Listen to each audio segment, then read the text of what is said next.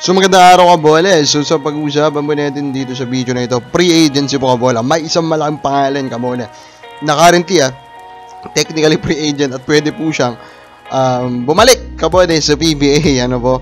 Pero tingnan natin, babalik ba talaga itong superstar na ito? So hindi pa nakasubscribe, pakipindot naman po yung subscription button. Dito nga muna tayo sa mga comments. First po, ikaw na nagsabi na 5% magpa-join si Kai tapos nilagay mo sa mock mo. Una pa lang, unrealistic na. Kabola, I think sinabi ko naman po sa video na yan, it was a mock wherein we will try to think or have a preview kung sakali lang sumali si Kai doon sa 5% na yon, di ba? Yun lang naman yan Kabola, for katuwaan lang po yung mock draft na yan, ano po. Pa-shoutout, sabi ni Sir Ronald Berbusidad, then sabi ni Ron Alden Amor, pati sa mock draft, guard pa rin sa Magnolia, big man kailangan nila.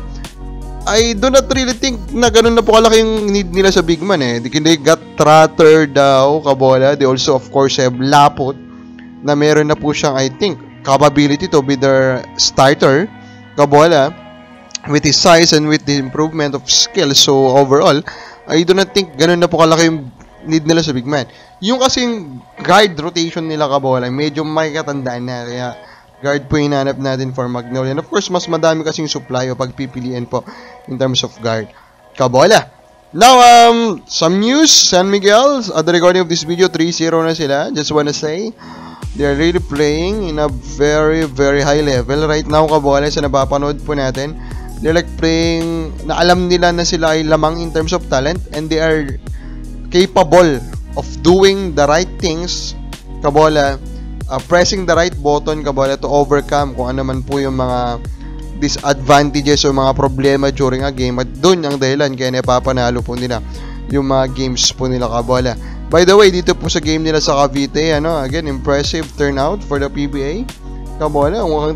Yun lang talaga yung key They just need to have more regional games Kabola if they want to have more attendance looking. Speaking of free agent, Greg Slaughter Kabola, I think nabalita na natin na hindi na talaga siya interesado po magbalik sa PBA. Pero hindi rin siya, the recording of this video, hindi pa siya naglalaro for Manila. Sabi niya dito sa isang article, Slaughter finds the regional format daw po Kabola ng MPBL interesting. And of course, hindi yan nakakagulat kasi galing nga sa Japan Kabola na regional format din po sila. Pero overall, I am actually really excited to see him play in the MPBL. Gaano ba siya ka-monster dito sa MPBL? Kasi nakakatawa siya kung hindi po siya maghalimaw dito. Knowing po the size advantage kung sa PBA kasi 6'6 yung nakakalaro niya o makakabantay niya dito sa MPBL. At the max, karamihan dyan, 6'4 lang Kabola. So, he should be a monster here, Kabola. Then, unfortunately for Rain or Shine, napag-usapan na ni San Miguel, unfortunately for Rain or Shine, Kabola, ito po si Luis Villegas, their price, number 3 pick, if I'm not mistaken, Kabola, is mukhang hindi talaga makakalaro this season. Mukhang mas, inili po nila Kabola na maging conservative in the way they handle his injury, Kabola. Hindi nila pinilit.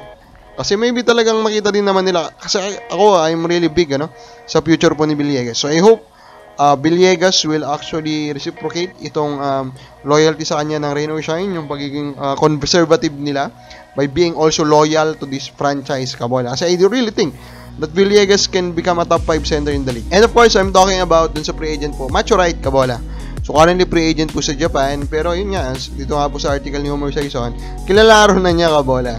Dami niyang suitor, and yung mga suitor niya yan, Kabola, gustong mapaperma siya, mga taga-Japan. Kasi nga naman, napakaganda ng pinakita niya sa Japan, 13.1 points, 3 rebounds, 3.2 assists. Pinakita niya talaga yung all-around game na Kabola, and that he is capable of being a star there, Kabola.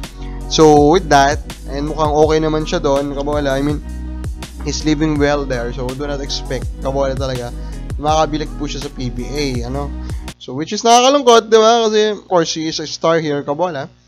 And if he really thrives there, Kabola, then talagang, in a way, ang mapapahamak or masasaktan pang image yan is the PBA.